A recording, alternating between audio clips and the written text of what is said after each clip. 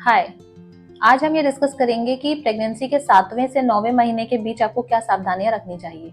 जैसा कि हम पहले डिस्कस कर चुके हैं कि नॉर्मली फर्स्ट से 3 मंथ्स या फिर 3 to 6 मंथ्स पे हमको क्या सावधानियां रखनी चाहिए, उसी के हिसाब से अब आपका वेट थोड़ा सा बढ़ चुका है, बच्चे का वजन भी थोड़ा बढ़ चुका है, आपको थोड़ी बहुत स्वेलिंग भी आ सकती है पैरों में, या फिर आपका स्लीप थोड़ा सा डिस्टर्ब हो सकता है। आपको साथ में जो यूरिन वाली प्रॉब्लम है वो जैसे शुरू के 3 महीने में होती थी बेबी के वेट के कारण, वैसे ही अभी आपको आखिरी के 3 महीने में भी बार बार यूरिन जाने की फ्रीक्वेंसी जो है वो बढ़ सकती है, क्योंकि बच्चे का वजन बढ़ रहा है जिसके कारण से ब्लैडर पर प्रेशर पड़ता है।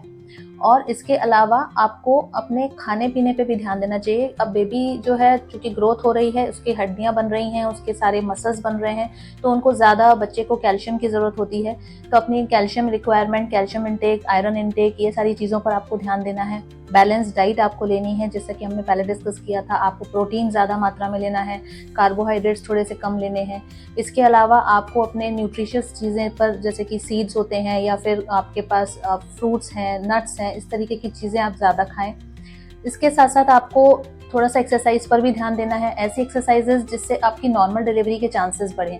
नॉर्मल डिलीवरी के चांसेस तब बढ़ते हैं जब आप नीचे बैठ के जैसे स्क्वाट्स वाली पोजीशन में बैठते हैं, या फिर कुछ आप योगा के आसन, आप अपनी क्लासेस कुछ योगा की एक एजुकेटेड टीचर्स के साथ अटेंड कर सकते हैं, जो आपको एंटीनेटल एक्सरसाइजेस सजेस्ट करें, जिससे आपके नॉर्मल डिलीवरी के चांसेस बढ़ें। इसके अलावा आगे आपको अब लाइटनिंग वाली एक प्रोसेस होती है, जिसमें कि बच्चा जो है वो नीचे की तरफ खिसकता है, जिससे आपको थोड़ा सा लाइट फील होता है। ये एक अच्छा साइन है, क्योंकि इससे आपके नॉर्मल डिलीवरी के चांसेस थोड़े बढ़ जाते हैं। तो इससे आपका जो इंक्रीज फ्रिक्वेंसी है जो यूरिन पास करने की, वो भी आपको धीरे धीरे कम हो जाएगी, जो कि अराउंड 36-37 वीक्स के आसपास होता है। तो ये सारी चीज़ें आपको फील होंगी। इसके अलावा कुछ वार्निंग साइंस भी होते हैं, जैसा हमने पहले भी डिस्कस किया था। यदि आपको बार बार कॉन्ट्रैक्शंस आ रहे हैं, जो कॉन्ट्रैक्शंस होते हैं वो फॉल्स भी हो सकते हैं, ट्रू भी हो सकते हैं। तो जो फॉल्स कॉन्ट्रैक्शंस होते हैं उसमें आपको इरेगुलर टाइप के कॉन्ट्रैक्शंस होते हैं, जो कि मीन्स कभी 3 मिनट में आ रहे हैं, कभी 10 मिनट में आ रहे हैं, तो इस तरीके के कॉन्ट्रैक्शंस होते हैं, तो वो फॉल्स कॉन्ट्रैक्शंस होते हैं। और जो ट्रू कॉन्ट्रैक्शंस होते हैं, जो जिसको हम लेबर पेन्स भी बोलते हैं, वो भी आपको पता होना चाहिए, क्योंकि वो रेगुलर इंटरवल पर आते हैं और वो किसी भी तरीके से बंद नहीं होते, और वो कंटिन्यूसली 3 मिनट पे, 5 मिनट पे या 10 मिनट पे लगातार आते हैं। तो अगर ऐसा कुछ होता है तो आपको तुरंत अपने डॉक्टर से संपर्क करना चाहिए। इसके अलावा अगर आपको कभी एकदम लिक्विड जैसा पानी डिस्चार्ज हो, लीकिंग जिसको हम बोलते हैं, तो भी आपको तुरंत अपने डॉक्टर के पास जाना चाहिए। या फिर कोई ब्लीडिंग की संभावना हो रही हो, जैसे कि कभी कभी शो जिसको हम बोलते हैं, अगर थोड़ी बहुत ब्लीडिंग हो तो भी आपको अपने डॉक्टर।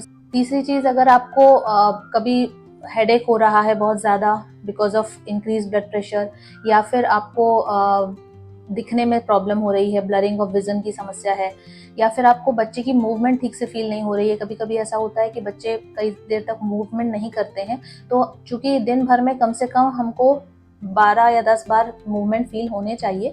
अगर आपको बहुत ही कम मूवमेंट फील हो रहा है या ना के बराबर मूवमेंट फील हो रहा है, तो आपको इसका जानकारी तुरंत अपने डॉक्टर को देना चाहिए। और इसके साथ साथ आपको तुरंत विजिट करने के लिए आपको अपनी पूरी तैयारी रखनी चाहिए लास्ट समय में, जो आपके ज़रूरी सामान है, जिससे कि आपको हॉस्पिटल जाने के टाइम पर देरी ना हो और आप तुरंत अपना सामान पैक किया हुआ लेकर के हॉस्पिटल जा सकें। तो ये सारी चीज़ों का आपको ध्यान रखना है, और डिलीवरी अच्छे से आपकी हो, ये हम आशा करते हैं। धन्यवाद।